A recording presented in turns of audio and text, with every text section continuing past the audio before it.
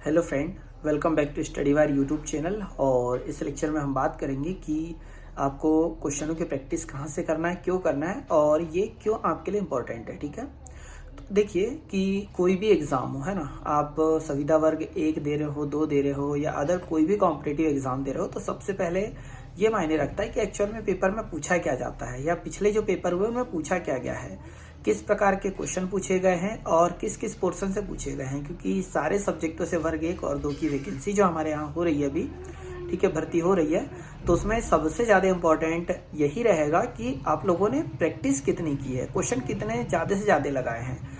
अगर फिर भी आपको ऐसा ना लगे तो आपकी जान पहचान में यदि कोई भी पीएससी की तैयारी कर रहा हो या यूपीएससी की तैयारी कर रहा हो या एसएससी की तैयारी कर रहा हो, स्पेशली ये एक ऐसे एग्जाम है जो कि हर साल होते रहते हैं। और हर साल जब होते रहते हैं तो इसमें सबसे महत्वपूर्ण एक ही बात होती है कि हर एक स्टूडेंट एक सेम लैंग्वेज में सेम बात करेगा। अगर आप एसएससी वाले स्टूडेंट से पूछोगे तो वो भी यही बोलेगा कि ज़्यादा से ज़्यादा प्रैक्टिस सेट लगाइए और नंबर ऑफ क्वेश्चन की प्रैक्टिस कीजिए जितना हो सकता है। या फिर जो सब्जेक्ट जो पोर्शन आपका वीक है उसके जितने ज़्यादा क्वेश्चन लगाओगे उतना अच्छा होता रहेगा। सेम यही लैंग्वेज पीएससी वाला भी यूज करेगा कि ज्यादा से ज्यादा प्रैक्टिस सेट लगाओ। वो तो ये बोलता है कि एग्जाम देने से पहले कम से कम 100 से 200 प्रैक्टिस सेट हो ही जाना चाहिए। वहीं अगर आप यूपीएससी वाले से बात करोगे तो वो यही बोलेगा कि पेपर देने से कम अगर आपने 10,000 क्वेश्चन की प्रैक्टिस की है तो पेपर आपको एक टेस्ट की तरह लगेगा जो आप घर में सॉल्व कर रहे हैं। तो हम इस लेक्चर में वही बात करने वाले कि जब तक आप क्वेश्चन की प्रैक्टिस नहीं करोगे, नंबर ऑफ क्वेश्चन सॉल्व नहीं करोगे, तब तक सिलेक्शन नहीं होगा। और सिलेक्शन लेने का एक ही तरीका है कि जितना ज़्यादा से ज़्यादा हो सके उतना प्रैक्टिस करिए। तो हम बात करेंगे कि आपको क्वेश्चनों की प्रैक्टिस करना कहाँ से, आपको कहाँ से मटेरियल मिल सकता है। ठीक है, बाकी मैं जो बता रहा हूँ वो कोई भी हम किसी बुक को प्रमोट नहीं कर रहे हैं, पर फिर भी मैं 1-2 बुक का नाम लूंगा क्योंकि वहां से डायरेक्ट आप सर्च करोगे तो आपको पुस्तक मिलेगी और कुछ आपके सामने स्क्रीन पे भी आगे दिखा दूंगा, तो उसमें आपको पता चल जाएगा। ठीक है, तो देखिए सबसे पहले हम वर्ग 2 की बात कर लेते हैं। तो वर्ग 2 सबसे पहले ये फोकस करिए आपकी वर्ग 2 का सिलेबस कहाँ तक है। तो आप देखोगे कि 6वीं से लेकर 10वीं तक का है। तो हमने पिछले लेक्चर में बताया था कि पढ़ना कहाँ तक है, क्या पढ़ना है मिडिल स्कूल जो आप वर्ग 2 वालों को।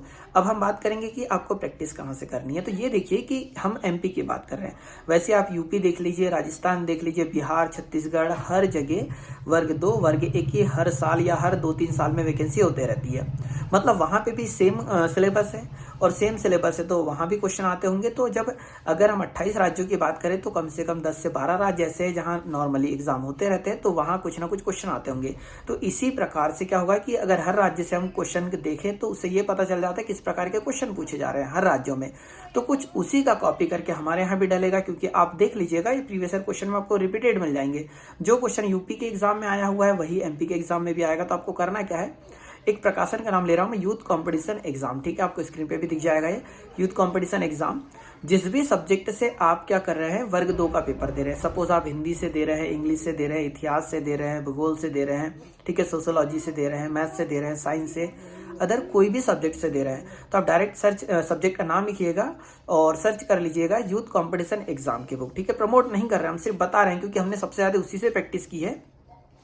और उसने किया क्या है कि जो क्वेश्चन सारे राज्यों के कंपाइल कर दिए हैं वर्ग 1 के 2 के, अब वो सर्च करिएगा और उसके बाद क्या करना है कि आपको वहां से प्रैक्टिस करनी है। जो आप पढ़ रहे हैं वो तो पढ़ ही रहे हैं, हम पिछले लेक्चर में बात कर चुके हैं, और आपको नंबर ऑफ क्वेश्चन की वहां से प्रैक्टिस करना है। आप जितना ज्यादा वहां से प्रैक्टिस करोगे, मान लीजिए कि आपने कोई पोर्शन पढ़ा, ठीक है, साइंस में मान लीजिए सेल पढ़ा, तो सेल आपने पढ़ तो लिया, पर आपको ये कैसे पता चलेगा कि एग्जाम में इस चैप्टर से क्वेश्चन किस प्रकार से आते हैं। ठीक है, ये आपको पता करने के लिए क्वेश्चन देखना होगा, और क्वेश्चन हर राज्य में एक ही क्वेश्चन को पूछने का अलग अलग तरीका होता है। तो आपको ये पता चल जाएगा कि एक्चुअल में एग्जामिनर क्या सोचता है उसी के बारे में और किस प्रकार से उसको क्वेश्चन के रूप में फ्रेम करता है। ठीक है, तो वहां से आप खूब सारे क्वेश्चन की प्रैक्टिस करना, यूथ कंपटीशन एग्जाम।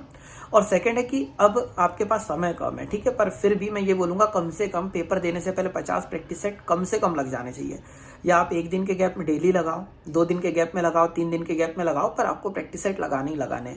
जितने ज्यादा आप प्रैक्टिस सेट लगाओगे उतनी ज्यादा शार्पनेस आते जाएगी, आपको डर लगना कम हो जाएगा। हो सकता है कि प्रारंभिक के कुछ टेस्टों में आपके अच्छे नंबर ना आए, पर अच्छे नंबर नहीं आ रहे इसका ये मतलब नहीं कि आपको नॉलेज अच्छा नहीं है, बस ये है कि आपको नॉलेज भी है, आप पढ़ भी रहे हैं, पर आप क्वेश्चन के साथ डील नहीं कर पा रहे हैं। तो बार बार जब आप प्रैक्टिस सेट लगाओगे तो क्वेश्चन को किस प्रकार से डील करना है, कैसे सोचना है और कितने टाइम तक सोचना है, वो सारी चीजें आपको वहां पता चलेगी। और क्या गलतियां आप कर देते हैं तो कि धीरे धीरे अगले जो लेक्चर होंगे या अगला जो प्रैक्टिस सेट आप लगाओगे वहां पर ये गलतियां नहीं होगी। ठीक है, तो आपको जिस भी सब्जेक्ट के है वहाँ से क्वेश्चन ढूंढना है। ये हुआ वर्ग 2 वालों की बात।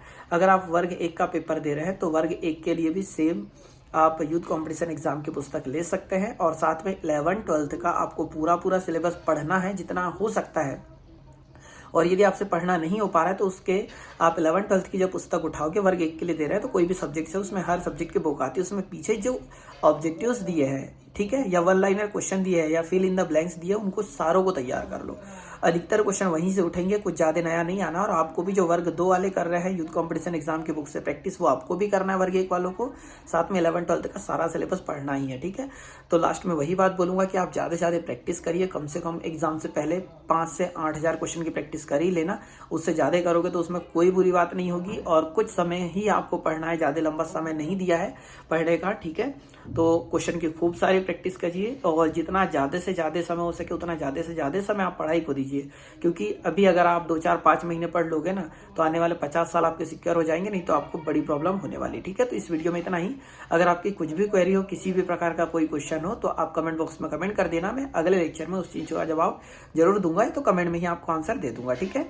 बाकी वीडियो देखने के लिए बहुत बहुत धन्यवाद। जय हिंद, जय भारत, गुड लक।